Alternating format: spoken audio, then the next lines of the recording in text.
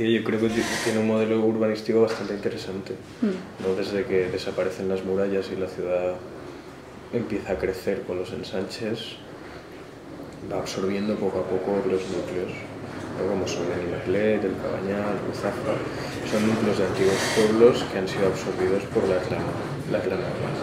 Y eso genera una ciudad interesante, que tiene, a diferencia de otras, varios centros históricos. Como pasa con Parlais, El Cabanyal, Benimaclet, todos estos centros históricos que tienen su tradición y su cultura, que están como amalgamados con tramas de ensanche entre ellas, y a mí esa es la más gracia, o sea, el elemento que más me gusta de Valencia. Y el otro, que está rodeada de un patrimonio verde fantástico, que es la huerta, ¿no? Entonces, como tiene dos o tres elementos muy interesantes, además del mar y el antiguo río que se ha convertido en un gran jardín gracias a buenas políticas públicas. Bueno, hay como diferentes ciclos, ¿no? Después del desarrollismo de Franco llega la democracia y surge un interés por la recuperación del centro histórico por su papel simbólico, ¿no? Ya, bueno, supongo que te lo habrán dicho, que a Ciutat Vella la llamaban Beirut, de broma, por la cantidad de solares que tenía. Y entonces, digamos que a partir de los 80 se recupera el centro histórico de la manera como que era ortodoxa en ese momento, que es básicamente haciendo mejoras en el diseño urbano e introduciendo equipamiento público. Porque se piensa que introduciendo equipamiento público es la mejor manera de introducir actividad y que esa actividad tenga un efecto arrastre, ¿no? De ahí surgen pues todas las dotaciones de consellerías, etcétera, que hay aquí, la cesión de locales gratuitos a ONGs o empresas del tercer sector, la introducción de la Escuela de Artes y Oficios en Belluters, y eso con pequeñas obras de ampliación de espacios públicos, etc., ¿no? Ricard Pérez Cansado, que era el alcalde en aquel momento, cuenta que él tenía interés, por ejemplo, en que la universidad se mantuviese y creciera en el centro histórico. Eso no funcionó, pero bueno, tenemos la Escuela de Artes, etc. Ese es un modelo que, hablando del centro histórico, funcionó, pero que llegó a cierta obsolescencia por algunas cosas, porque tanto equipamiento público al final pues ocupa unas horas del día muy limitadas, ¿no? A las 8 los oficinistas se van, y eso también a la vez hacía que fuera compatible con el ocio nocturno, porque son como dos actividades que no se solapan en ningún horario, ¿no? Y eso en una etapa siguiente ha supuesto en Ciutat Vella pues convertirse prácticamente en un monocultivo de ocio nocturno, que es peligroso porque expulsa a ciertos habitantes que quieren vivir más tranquilos, deteriora pues el medio físico, etc.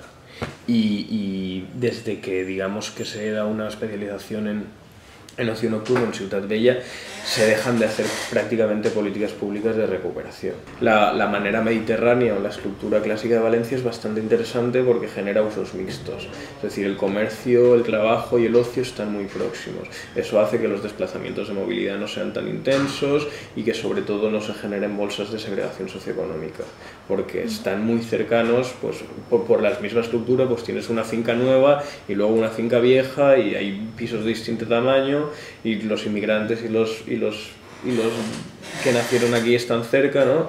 Y la trama urbana eliminaba elementos de segregación socioeconómica, pero después, a partir de mediados de los 90, igual fascinados por un modelo urbanístico que no era propio, se empiezan a construir los nuevos ensanches, que son sobre todo la Avenida de las Cortes Valencianas, la Avenida de Francia, que son urbanizaciones segregadas, cerradas, con espacio privativo, sin espacio comercial.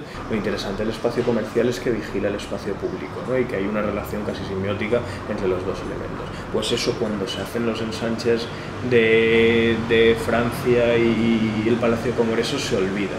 Y además se consagra la expansión urbana a la movilidad en tráfico privado, en coche privado, lo cual tiene efectos bastante negativos en cuanto a la igualdad y a la movilidad sostenible.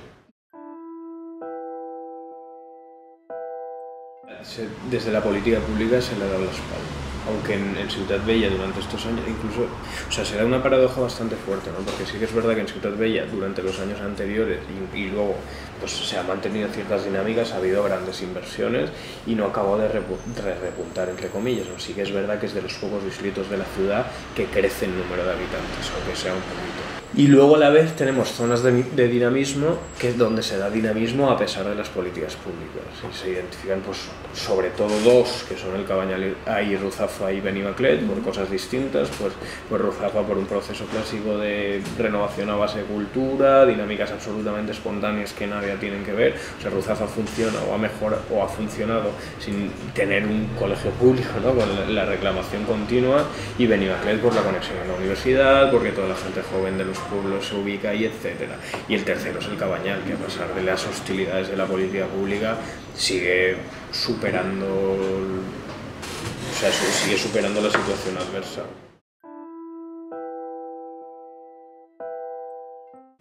No.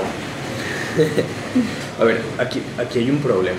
O sea, hay dos maneras de desarrollarse o de hacer políticas públicas, digamos. Es una separación un poco maniquea, ¿no? Pero unas con elementos endógenos y otros con elementos exógenos, ¿no? Elementos endógenos son los que se basan en los ingredientes que ya tienes y a partir de ahí los puedes reconfigurar de alguna manera para encontrar pues, sendas de desarrollo o elementos de marketing de ciudad o cualquier tipo de cosas. ¿Cuáles son esos elementos? Pues van desde los espacios construidos como Ciutat Vella o el Cabanyal por la configuración urbana que tienen, o van desde elementos culturales, prácticas, lenguas, maneras de ser, ¿no? Pau Rossi, bueno, yo eso lo digo siempre, ¿no? Pero a nosotros nos gusta mucho hablar de la economía del convoy, que es esa capacidad valenciana de convertir en recursos lo que al principio no lo es y vencer la adversidad de forma colectiva, ¿no? De ahí salen las bandas de música, salen las fallas, salen este tipo de cosas. Pues es un elemento propio y de alguna manera diferenciador, que puede ser diferenciador para bien o para mal, ¿no? Y luego hay, digamos, política pública para caídas, que llega, se posa y provee de soluciones estandarizadas, esté donde esté, como grandes infraestructuras, como eventos, como este tipo de cosas, ¿no? Podría hablar de 1000 ejemplos en Valencia, pero también pues, a nivel del Estado podemos utilizar el ejemplo de Eurovegas, que al final que es una persona que provee una solución que da igual que esté aquí o en Macao, que depende en este caso de que le hagan todas las facilidades regulatorias que sea y que además no es nada fiel al territorio porque se deslocaliza, ¿no? El problema es que eso pues, se puede ir, porque no depende precisamente de los factores propios como es la lengua, la cultura, el capital humano, cualquier este tipo de cosas.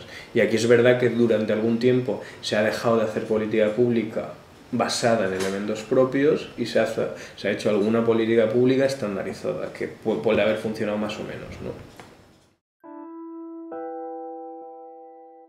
Medellín, que es una ciudad donde, o sea, era la ciudad más peligrosa del mundo, porque era la ciudad de Escobar, del narcotráfico y todo el rollo, ¿no? Era fatal.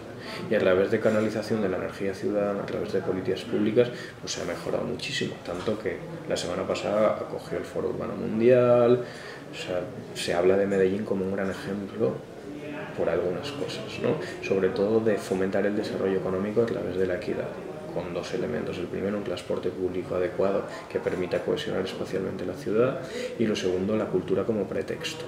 La cultura como pretexto se utiliza en muchísimas cosas, porque la cultura normalmente va ligada a inversiones y a infraestructura, ¿no?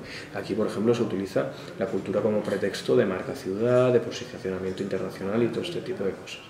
Pero en Medellín se utiliza la cultura como pretexto de desarrollo inclusivo, y en donde se ponen los edificios más relevantes, las grandes bibliotecas de los mejores arquitectos colombianos en los barrios más desfavorecidos. Precisamente porque se manda un mensaje de que esa gente tiene el mismo derecho a la ciudad, el derecho al uso de la ciudad, un derecho que está reconocido no en Medellín, pero en la Constitución de Ecuador, y cosas aquí se utiliza de una manera distinta. Y es verdad que, bueno, es curioso que, bueno, un arquitecto que era el jefe del área de desarrollo de Medellín decía una cosa en una conferencia que es bastante interesante, ¿no? Que decía, en Medellín se hacen las obras donde las necesita la gente, no donde están los turistas. Aquí parece que se ha hecho un poco lo contrario, desafortunadamente, que o sea, que hay una distribución muy desigual, no solo de la infraestructura, sino que los servicios. Yo creo que hay mucha gente que ya viene. Estoy intentando hacer una pequeña base de datos de emprendedores y profesionales de fuera que están basados en Valencia precisamente por eso, porque está bien conectada, porque les permiten estar aquí aunque trabajen, yo que sé, diseñadores de la Feria de Milán, para todo el mundo, pero están basados en Valencia porque es confortable, ¿no? Porque es una ciudad adecuada. Yo creo que se puede visibilizar esas experiencias, por ejemplo, como para construir la imagen de la ciudad a través de esas experiencias. Esa es una primera, ¿no? Como una estrategia de marketing urbano que se base en estas premisas. La segunda es reconocer cuáles son los elementos propios, esas cosas que hacemos bien y empezar a trabajar con ellas porque es muchísimo más barato que inventarnos cosas nuevas. Pues la huerta es uno, o sea, una ciudad que tiene 3 parques naturales en el término municipal, pues no es normal, ¿no? Eso se tiene que aprovechar para la alimentación de proximidad conectada con los mercados de abastecimientos, ese tipo de cosas. Luego, en cuanto a factores propios potentes, es que se pueden detectar muchísimos, lo que he dicho de los centros urbanos, que de repente estés en una ciudad, gires una esquina y te veas en la plaza de Benimaclet, parece que estés absolutamente descontextualizado, es una potencia. Nadie conoce Parlikes, por ejemplo, pero pasa exactamente lo mismo, a nadie de los turistas me refiero.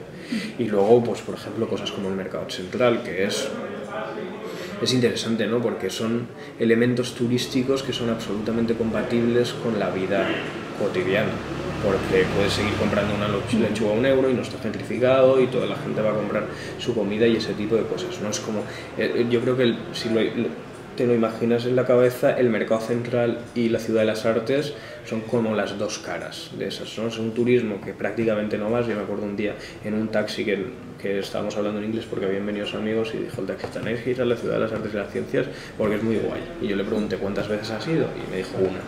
Pues un poco al Mercado Central puedes ir todas las semanas y por eso igual no lo valoras, pero sí que es verdad que el turismo es importante, pero emerge un tipo de turismo más experiencial que es más compatible con las actividades diarias, ¿no? Con las actividades propias, porque realmente le interesa eso. Venimos de un fetichismo de la obra pública, incluso desde la perspectiva más progresista, ¿no? Parecía que como el ladrillo, la infraestructura, sea en forma de bibliotecas o de gran equipamiento cultural, iba a ser la solución de todos los males. Y puede ser que haya sido cierto durante un periodo, pero yo creo que haya dado el paso de trabajar más en software urbano que en hardware urbano, ¿no?